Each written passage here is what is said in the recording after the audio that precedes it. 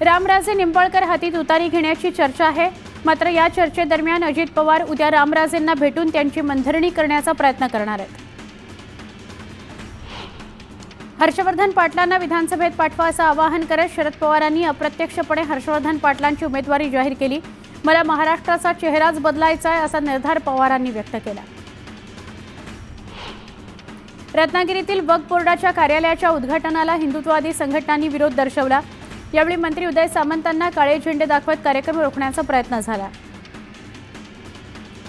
अजित पवारांनी बारामतीमधूनच निवडणूक लढवावी अशी बारामतीकरांची इच्छा आहे असं वक्तव्य अमोल मिटकरींनी केलं। विरोधकांकडून चर्चा पेरण्याचं काम सुरू असल्याची टीका मिटकरींनी केली। रत्नागिरीतील महायुतीची जागा जाहीर होण्यापूर्वीच राष्ट्रवादी काँग्रेसचे जिल्हाध्यक्ष बाबाजी जाधव यांनी योगेश कदमांना उमेदवारी जाहीर केली। त्यामुळे दापोलीत मित्रपक्षात संघर्षाची चिन्ह आहेत। मवियातील जागा वाटपाआधी पुण्याच्या हडपसर मतदारसंघावर ठाकरे गटाने दावा केलाय। हडपसरची जागा महादेव बाबर लढवतील अशी घोषणा सुषमा अंधारेंनी केली। बुलढाण्याच्या सिंदखेड राजामध्ये संभाजी ब्रिगेडच्या राज्य कार्यकारिणीची बैठक पार पडली। महाविकास आघाडीत सन्मानपूर्वक जागा न मिळाल्यास वेगळा मार्ग निवडण्याचा इशारा यावेळी देण्यात आला। राज्यात विधानसभा निवडणुकीचे वेध लागले तशातच महायुतीच्या यादीला दसऱ्याचा मुहूर्त मिळण्याची शक्यता आहे। दसऱ्याच्या शुभ मुहूर्तावर महायुतीची पहिली यादी जाहीर होणार असल्याची माहिती समोर आली आहे। 13 तारखेला मुंबईत मनसेचा मेळावा होणार आहे। मेळाव्यात राज ठाकरे पक्षाची भूमिका स्पष्ट करणार आहेत। पक्षातील पदाधिकाऱ्यांना वेट अँड वॉचचा सल्ला देण्यात आला आहे। हर्षवर्धन पाटलांनी तुतारी हाती घेत शरद पवारांच्या राष्ट्रवादी काँग्रेसमध्ये प्रवेश केला। शरद पवारांच्या उपस्थितीत इंदापुरात पक्षप्रवेश सोहळा पार पडला। हर्षवर्धन पाटलांना विधानसभेत पाठवा असं वक्तव्य शरद पवारांनी जाहीर मेळाव्यात केलं। शरद पवारांनी अप्रत्यक्षपणे हर्षवर्धन पाटलांच्या उमेदवारीची घोषणा केली। बारामती लोकसभा निकालाबाबत हर्षवर्धन पाटलांनी मोठा गप्पस्फोट केला। सुप्रिया सुळेंना विजयी करण्यात आमचा अदृश्य सहभाग असल्याचं मोठं विधान हर्षवर्धन पाटलांनी केलं। काही मिळावं म्हणून निर्णय घेतला नाही, कार्यकर्त्यांच्या आग्रहामुळे मी हा निर्णय घेतला आहे असं हर्षवर्धन पाटील म्हणाले। कोणतीही जबाबदारी द्या, पाटील शब्दाचा पक्का आहे असं आश्वासन हर्षवर्धन पाटलांनी दिलं। शरद पवार आमचे बिग बॉस, पवार जो निर्णय घेतील तो आम्हाला मान्य असं हर्षवर्धन पाटलांनी म्हटलंय। विधानसभेला इंदापूरची जनता परिवर्तन केल्याशिवाय राहणार नाही असा विश्वास पाटलांनी व्यक्त केला। मुख्यमंत्रीपदासाठी उद्धव ठाकरे हपापलेले होते, आता त्यांचं काँग्रेसीकरण झालंय अशी खोचक टीका खासदार श्रीकांत शिंदेंनी केली। मराठीला अभिजात भाषेचा दर्जा मिळाला पण अजूनही काही लोकांची भाषा सुधारलेली नाही। आपलं पोरग बाब्या आणि दुसऱ्याचं कार्ट अशी म्हणे असं जोरदार उत्तर दिले श्रीकांत शिंदेंनी उद्धव ठाकरेंना। मला परळीत बांधून ठेवणं, टार्गेट करणं सुरू आहे असा आरोप धनंजय मुंडेंनी केला। तर मुझे गिराने के लिए कई बड़े बड़े लोग बार बार गिरे पर यह मुमकिन नहीं है असं म्हणत मुंडेंनी शरद पवारांना इशारा दिला। मी जाळी नसलेल्या ठिकाणीही उडी मारू शकतो, मी आदिवासी आहे असं म्हणत नरहरी झिरवाळ यांनी राज ठाकरेंना उत्तर दिलं। राज ठाकरेंच्या सर्कस या वक्तव्याचा झिरवाळांनी समाचार घेतला। सोलापुरातील कार्यक्रमाला गर्दी आणण्याकरता सरकारनं तहसीलदारांवर दबाव आणल्याचा आरोप काँग्रेसने केलाय। लाभार्थी महिलांना बळीराजानं कार्यक्रमाला आणल्याचा दावा बाळासाहेब कुलकर्णींनी केला।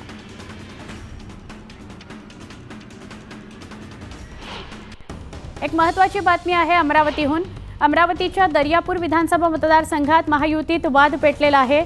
या जागेवरून भाजपच्या नवनीत राणा आणि शिंदेंच्या शिवसेनेचे अभिजित अडसूळ यांच्यात जोरदार झुंपली आहे। दर्यापूर मतदारसंघातून अभिजित अडसूळ यांनी तयारी केली आहे। आज दर्यापूरमध्ये शिवसेनेचा मेळावा पार पडला। एकदा आम्ही गप्प राहिलो, आता गप्प राहणार नाही महायुतीला असा इशारा अभिजित अडसूळांनी श्रीकांत शिंदेंसमोर दिलाय। तर आता भाजपच्या नवनीत राणांनी दर्यापुरात पार्सल नको, दर्यापूर मेळघाटात कमळ फुलणार असं म्हणत अडसूळांना टोला लगावलाय। दर्यापूर, मेळघाट, अचलपूर, तिवसा या चारही मतदारसंघात कमळाचेच उमेदवार असावेत अशी मागणी राणा यांनी केली आहे। त्यामुळे अमरावतीत महायुतीतली कुरघोडी आता समोर आली आहे।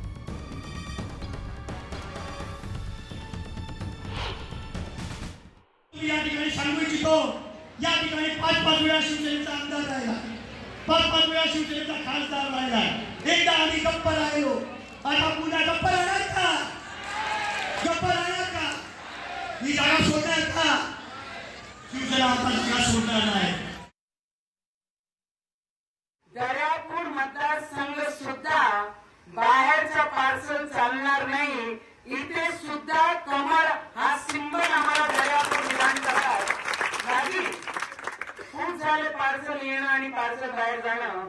आत्ता वारी आहे आमच्या अमरावती जिल्ह्याचाच उमेदवार दर्यापूर मतदारसंघात आम्हाला पाहिजे. परत एकदा सुपरफास्ट 100.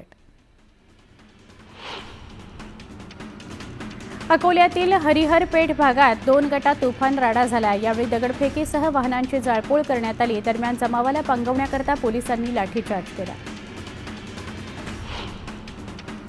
अकोल्यात 2 गटात राडा आणि जाळपोळ झाल्याची घटना घडली आहे. दरम्यान या घटनेनंतर भाजप आमदार रणधीर सावरकर यांनी घटनास्थळी जात परिस्थितीचा आढावा घेतला.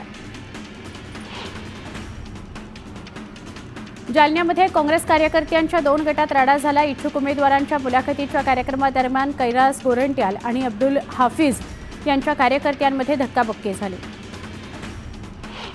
सांगलीत माजी आणि आजी खासदार भरसभेत भिडले. तासगावमध्ये खासदार विशाल पाटील आणि संजय काका पाटलांमध्ये वाद झाला. यावेळी काका समर्थक विशाल पाटलांच्या अंगावर धावून गेले. लातूरमध्ये एका महिलेनं गावाच्या वृद्ध उपसरपंचाला मारहाण केली. एका प्रकरणात विरोधक साक्ष दिल्यानं ही मारहाण केल्याची माहिती आहे. या मारहाणीचा व्हिडिओ सोशल मीडियावर व्हायरल झालाय. बीडमध्ये अंगणवाडीत येणाऱ्या चिमुरडीवर अत्याचार झाला. त्याच्या निषेधार्थ आज माजलगाववर रस्त्यावर उतरले. आरोपीच्या शिक्षेकरता नागरिकांनी तहसील कार्यालयावर मोर्चा काढला. बीडमध्ये एका 4.5 वर्षाच्या चिमुकलीवर अत्याचार झाला. त्याच्या निषेधार्थ आज नांदेडमध्ये कडकडीत बंद पाळण्यात आला. सगळ्या व्यापाऱ्यांनी आपली दुकानं बंद ठेवली. हे 1 हाफ 2 फुलचं सरकार असल्याची टीका अमोल कोल्हेंनी केली.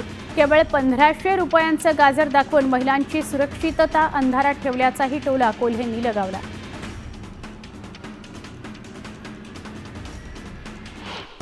एक महत्त्वाची बातमी बघणार आहोत. राज्यातील सहकारी संस्थांच्या निवडणुका पुन्हा लांबणीवर गेल्या आहेत. राज्यात 29,429 सहकारी संस्थांच्या निवडणुका प्रलंबित आहेत. या निवडणुकीत 31 डिसेंबर 2024 पर्यंत त्या पुढे ढकलण्यात आलेल्या आहेत. तर सध्या 7,109 सहकारी संस्थांची निवडणूक प्रक्रिया सुरू करण्यात आलेली आहे.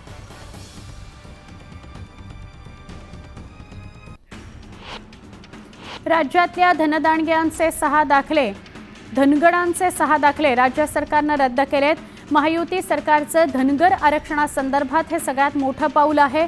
धनगरांना आरक्षण मिळण्याकरता सगळ्यात मोठा अडथळा आता दूर झालेला आहे.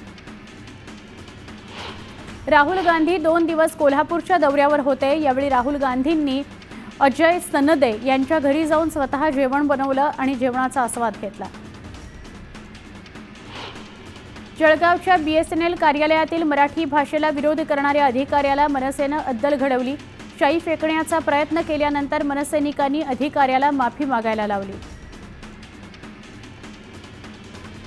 29 कोटींचे 2 उद्योग जिल्ह्यात आणल्याबद्दल रत्नागिरीत स्थानिक नागरिकांकडून मंत्री उदय सामंत यांचा सत्कार करण्यात आला. यावेळी भव्य रॅली काढत फुलांची उधळण करण्यात आली. नवी मुंबई विमानतळावर 11 ऑक्टोबरला फायटर प्लेन उतरणार आहे. फायटर प्लेन उतरवून विमानतळाची चाचणी केली जाणार आहे. मीरा भाईंदरमधील काशी मिऱ्यात वरसावेजवळ घोडागाडी शर्यत रंगली. या शर्यतीविरोधात प्राण्यांसाठी काम करणाऱ्या पेटा संस्थेनं काशीगाव पोलिसात तक्रार दाखल केली. त्यानंतर पोलिसांनी 6 घोडे जप्त करत 3घांना अटक केली. कल्याणच्या महात्मा फुले पोलिसांनी 2 लहान मुलांच्या अपहरणाचा डाव उधळून लावला. अंबरनाथमधील अखिलेश मिश्रा यांच्या अपहरण झालेल्या 2 मुलांना पोलिसांनी CCTVच्या आधारे शोधलंय. या प्रकरणी 4 आरोपींना अटक करण्यात आली आहे. वसईत पुन्हा एकदा अनधिकृत बांधकामाची भिंत कोसळून 1 महिला मजुराचा मृत्यू झाला. या प्रकरणी नायगाव पोलिसांनी 4 जणांना अटक केली आहे. 1 फरार आहे. विरारच्या डोंगरपाडा परिसरात पिकअप टेम्पोनं 2 वर्षाच्या चिमुकलीला चिरडलं. रिया सिंग असं चिमुकलीचं नाव. या घटनेत रियाचा दुर्दैवी मृत्यू झालाय. मुंबईतील नायर रुग्णालयामध्ये सहयोगी प्राध्यापकाकडून विद्यार्थिनीचा लैंगिक छळ झाला. दरम्यान या प्रकरणाची राज्य महिला आयोगाने दखल घेतली. पालिकेच्या अतिरिक्त आयुक्तांना अहवाल देण्याचे आदेश दिले. वारंवार वीज पुरवठा खंडित होत असल्यानं उल्हासनगरमध्ये नागरिकांनी महावितरणच्या अधिकाऱ्यांना घेराव घातला. त्यानंतर लवकरच तोडगा काढू असं आश्वासन अधिकाऱ्यांनी दिलं. नवी मुंबईतील बेलापूरमध्ये एका पतपेढीत काम करणाऱ्या तरुणीला पतपेढीतील सुरक्षारक्षकच अश्लील मेसेज करून खूप त्रास देत होता. दरम्यान तरुणीच्या तक्रारीवरून मनसैनिकांनी या सुरक्षारक्षकाला चांगला चोप दिला. दौंडमध्ये वारकरी संप्रदाय आणि हिंदुत्ववादी संघटनांकडून विराट मोर्चा काढण्यात आला. दौंडमधील कत्तलखाना बंद करण्याच्या निर्णयाची अंमलबजावणी होत नसल्यानं हिंदुत्ववादी संघटना आक्रमक झाल्या. चंद्रपुरात आदिवासी समाजाकडून महाक्रोश मोर्चा काढण्यात आला. धनगरांना एसटीतून आरक्षण देण्याविरोधात आदिवासी समाज आक्रमक झाला. जळगाव जामोदमध्ये शेतकऱ्यांनी तहसील कार्यालयात धरणं आंदोलन केलं. कापूस आणि सोयाबीनला योग्य भाव देण्याच्या मागणीकरता शेतकरी आक्रमक झाले. धाराशिवमध्ये राष्ट्रवादी युवक काँग्रेस शरद पवार गटानं जिल्हाधिकारी कार्यालयासमोर आंदोलन केलं. महाराष्ट्रातील उद्योग गुजरातला जात असल्याचा आरोप आंदोलनावेळी करण्यात आला. बीडच्या आष्टीमध्ये राष्ट्रवादी युवक काँग्रेस शरद पवार गटानं तहसील कार्यालयावर मोर्चा काढला. महाराष्ट्रातील उद्योग गुजरातमध्ये पळवले जात असल्याचा आरोप आंदोलनकर्त्यांनी केला. यवतमाळच्या वडकीजवळच्या कोच्चीमध्ये वर्धा नदीत पोहण्याकरता गेलेल्या 2 तरुणींचा पाण्यात बुडून दुर्दैवी मृत्यू झालाय. पोलिसांनी गावकऱ्यांच्या मदतीनं 2ही मृतदेह बाहेर काढले. मुंबई गोवा राष्ट्रीय महामार्गावर कणकवली जाणवली या परिसरात कंटेनर उलटला. अपघात झाला. यात कंटेनर चालक जखमी झाला असून त्याच्यावर उपचार सुरू आहेत. थायलंडमध्ये पूर आणि भूस्खलनामुळे हाहाकार माजलाय. द एलिफंट नेचर पार्कमध्ये पुराचं पाणी शिरलंय. त्यामुळे या पुराच्या पाण्यात हत्ती अडकलेत. बोस्नियामध्ये शुक्रवारी रात्रभर झालेल्या मुसळधार पावसानं संपूर्ण क्षेत्र पाण्याखाली गेलं. रस्ते आणि पूलही उद्ध्वस्त झाले. 18 लोक ठार, डझनभर लोक जखमी झाले.